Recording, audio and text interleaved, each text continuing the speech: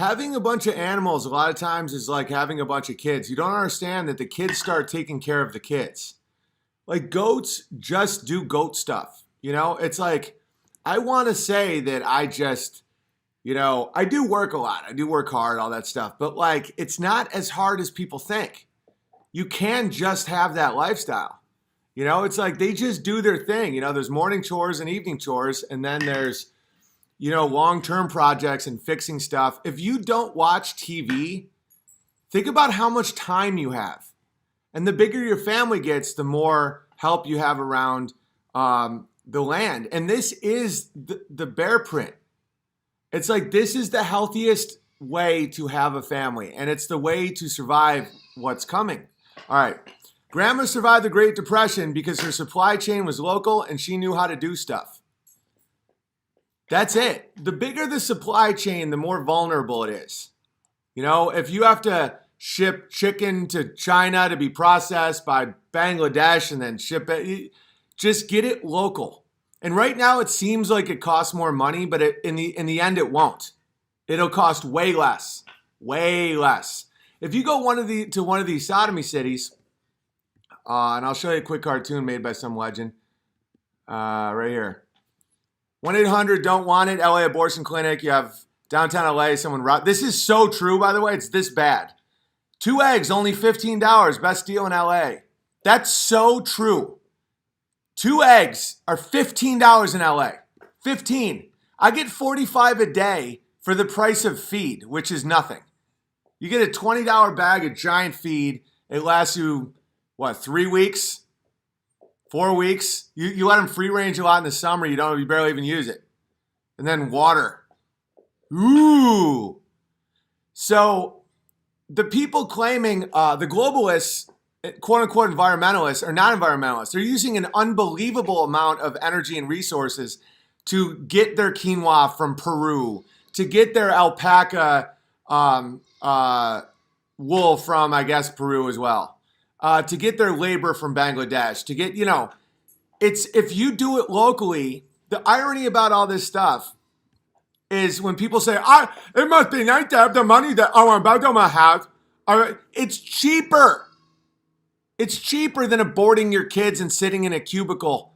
It's cheaper. And when I get fired up, just picture like guys like me and Vox Day as being almost like coaches for young men to get out of bullshit. He's more like Belichick, where he's just very calm. He doesn't show much emotion. I'm more like Bobby Knight, just throwing chairs and shit, getting the people going. It's not anger, It's just not. No one's having more fun. You got to be a man and just say no. It's not. Violence is actually oddly an act of a woman. I mean, listen, when you have to, obviously, but do you know the domestic violence rates with lesbians is just off the charts? Because women are more emotionally hostile. They're more likely to just like hit a grabbler. I've never advocated violence against a group in my life. Wikipedia says I did, but the only reason is because people were threatening my mother, and I said if anyone hurt my mother, I would advocate violence against those people, which I still would. I would actually probably do it myself. Specific people who hurt my mother. But that's when I realized they want to be hurt. A lot of these people require violent threats because they jumped on that and put it on my Wikipedia. And it's so clearly forced because you guys were there. It was when people were threatening my mom. And I said, if anyone comes near my mom, I'll hurt them, And they're like, all right, we got him. And it's like, that? Wait a minute, you're threatening my mom, and then you're going to jump on that? It's like, what? And that's when I realized that they're dying for it. They're dying for people to hurt them. They're dying for people to advocate hurting them because then they can complete their evil task. It requires it. That's why the word Holocaust means burnt offering, because it was required to really jumpstart the agenda, And so I've never advocated for violence against anybody that wasn't directly coming at my mom. And so I do understand why. I don't understand why normal people fall for it though. Where it's like, I understand why the evil is trying to make it sound like I'm full of hate and it's not love, you know? But why do normal people fall for it? Like normal people, they could look at me and say, oh, why does he care so much about Jews? It's like, why do you care about goat yoga, bitch? Why do you do CrossFit? Do you know how much more insane it is to go into a little room and flip a giant tire? You pay a man to do manual labor and then you just go home sweaty. I'm trying to figure out why wars are started and what happened to our currency. And you're doing manual labor. Not only are you not getting paid to do CrossFit, you're paying someone else to move heavy objects. In my world, you get paid $15 an hour for that. So it's infinitely more insane, infinitely, to do CrossFit or any form of yoga. It's like you go into a little room with your little mat and then a guy that probably in the near future will be accused of rape will tell you to bend down in a dog position. And you say like, yes, sensei or something, and then you give him money. And everybody's real quiet and sweaty. It's like, meanwhile, I'm trying to figure out what's threatening your kids. The mouth of the wicked spews hatred. Oh yeah, and it's the unforgivable sin is what they're doing.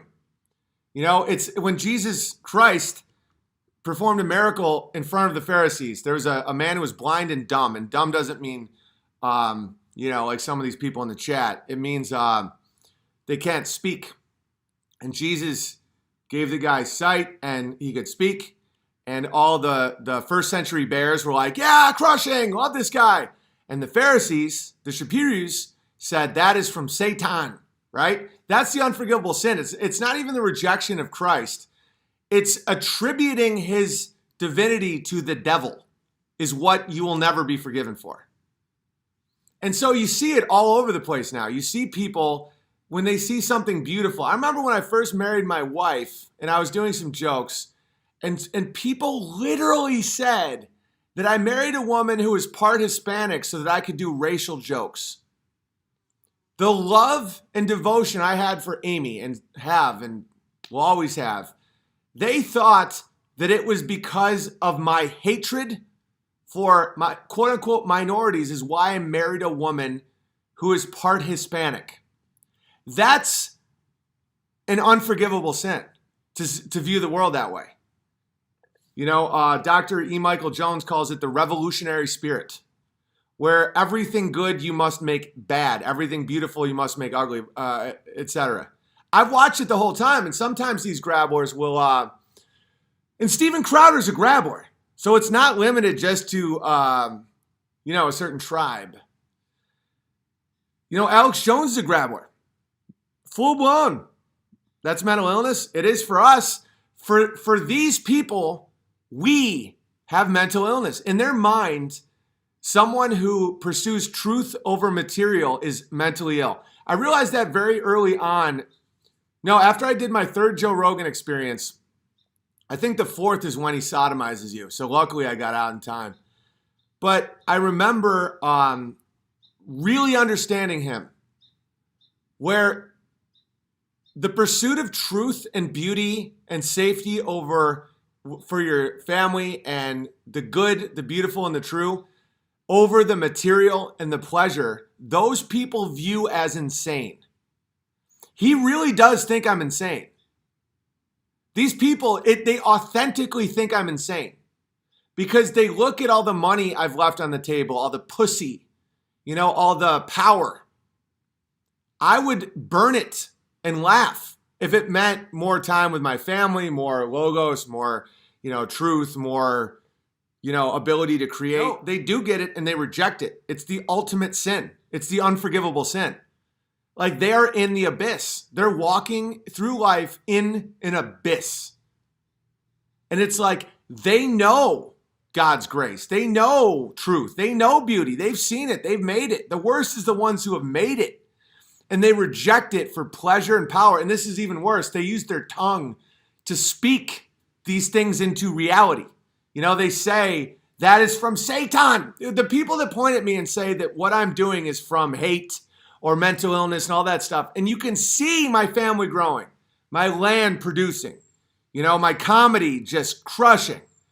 And they say that to undercut, you know, Yahshua.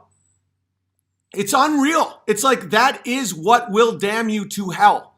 And that in the more you don't think there's a hell. This is a bit I'm gonna talk about when I'm in Portland, where, you know, I was having a conversation with someone last time I was in Portland about demons, and he didn't think demons were real, and I said demons are real, and we're having a back and forth.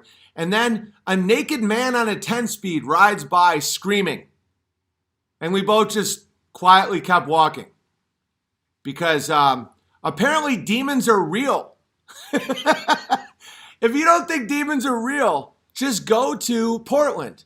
You'll watch men just with makeup all over their face, you know, fat, just naked, you know, predatory.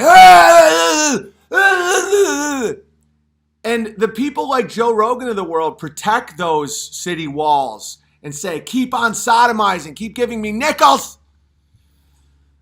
It's disgusting. They know truth and they reject it. And they call truth hate and they call hate truth. To allow these people to degrade themselves like that, these are vulnerable people. Most people that call themselves trans were raped as kids. That's the result of trauma, sex trauma. They relate, a lot of these men think they're women because they were sodomized as children. That's a fact. It's not, oh, I was just born this way. No. They relate more to the woman because they were treated like what they believe is a woman, but no, they were treated like a material object by a demon. And they weren't given the love and protection, authentic love, not tolerance. No, they need some tough reality checks. And so for these disgusting animals like Joe Rogan, these demons, to build the walls around these people and say, no one tell them the hard truth, that it was because someone took their innocence, it was because someone hurt them, it's because they're in the upside down. Let's get these people a blanket, some soup, you know, preach them the gospel. No, they say, do not criticize them, let them go. And they just keep going and going until they have the plague. You know that the plague, there's now 60,000 homeless people in Los Angeles. 60,000. Do you know the biggest two diseases on the rise in LA are typhoid and the plague? The Black Plague has returned to Los Angeles. Antifa fights dirty. No, they don't. They make you fight dirty. It's just, don't do it. And there won't even be anybody there. It's just like, you got to trust me on this. The way that this all works, it's all fake people. You know, it's like the VFM cracked that Chad Walters guy, doesn't exist. You know, they saw the picture of the boat. Someone his age doesn't live in that area. Nothing about Chad Walters existed. Remember that guy that was like calling up all the venues? Proton mail, non-existent, right? So the way this works, it's just like kindling to a fire. They try and just spark. And if it doesn't start building, nothing happens. They require different levels of people. They're trying to spark up the really disenfranchised, the people that just want to be angry. And I'm not a good target for anger because people just find me funny. You know, I'm just not the guy that they can rally around. And so they spark. And when nothing happens, it just goes away. You know, like it's not that easy to start a fire. You have to start with a little more kindling and then little tiny twigs and then more tickets are taken, more tickets. People just keep taking the ticket. Oh, we want it. And then just, brrr. If you don't take those tickets, it doesn't happen. I'm 39. I've been a touring comedian since I was 23. I've never had a single protest. People like me and Vox, that used to be more hedonistic, you'd be surprised how easy it is to inspire someone. Like people that have inspired me over the years, I bet they don't even know that they did. Just little moments of peace and chaos. I would be like, how does someone do that? So you're not just gonna do what you want. And it's like, no, it's like, Why? Because of Christ. It's like, whoa. Just very simple. And I'm blessed to have, the Bears are not those people anyway. They're family oriented, they're hardworking, they're people that just want to laugh. And so the tickets are not being taken. You know, the people aren't, they stopped even calling the theaters because no one was on board. Think of it as sparks with starting a fire. Think about how many fires aren't started. How does a fire start? Kindling, slow build, slow build. Just extinguish it. And it's all good. No, but the resistance is, the bear print is home. It's about home. It's about your ability to enjoy your family and grow crops and have animals and know your neighbors. The resistance is not in the streets. It's not violence. It's not force. It's not taking any tickets. The resistance is living well. The best way to resist tyranny and the best way to resist evil is simply not perceiving yourself as a victim. No matter what happens, just don't be ungrateful. Just be grateful. Have gratitude. Enjoy your day. And I think one of the reasons why my story inspires people is because it would be so easy for me to be the victim, for me to say, oh, boo-hoo, I got demonetized. I got kicked out of this because I was saying the things that everyone knows are true. Boo-hoo, boo-hoo. Dave Chappelle did my bit almost word for word and got $20 million. Boo-hoo. No one's having more fun than us. And the people that say that Dave Chappelle didn't steal my bit, you understand the most damning part of it isn't even that we both did the L's, the G's, the B's, the T's, and they're all interacting. We have the same punchline for bisexual. You know, they're disgusting. You know, they'll fuck anybody, right? The most clear fingerprint that it was this, and that mine got almost 1 million views, so clearly his people saw it. The most obvious reason you know that it was stolen is I said LBGT. Everyone says LGBT. The LGBT community, I said LBGT. Lo and behold, Dave Chappelle says LBGT. To my knowledge, he's the only other person besides me to say LBGT. Yeah, but the best way against the weasel is not to kill the weasel. It's to protect against the weasel intruders. That's the biggest thing that I've learned. I could have made the mistake if I hadn't had this life where I thought I had to go weasel hunting, not violence, but just like to go out, you know? The best way to protect your animals from coyotes and weasels, and there will always be predators. Always, always, always. There's no way around it. Because even you're a predator to something else. Barriers. You know, a nice squared carpet, like good, really responsible carpentry. You know, just make sure there isn't holes in your coop. There isn't holes in your fence. Make sure that your animals are protected, and then the weasels and the coyotes move on. Because you can't get the weasels. You can't get the coyotes. They're designed to avoid that. You know, every time you kill a coyote, they immediately, like, they immediately start going into heat. Like other females just start cranking out coyotes. It's kind of like when you take down certain weeds, that's the only way that they can throw out their weed jizz. The only way they can propagate is by being attacked. Think about that with grabblers. You know, it's about you building. It's about not being a victim. Because if you take that victim card, it's just like Chicken Little. You're fucked.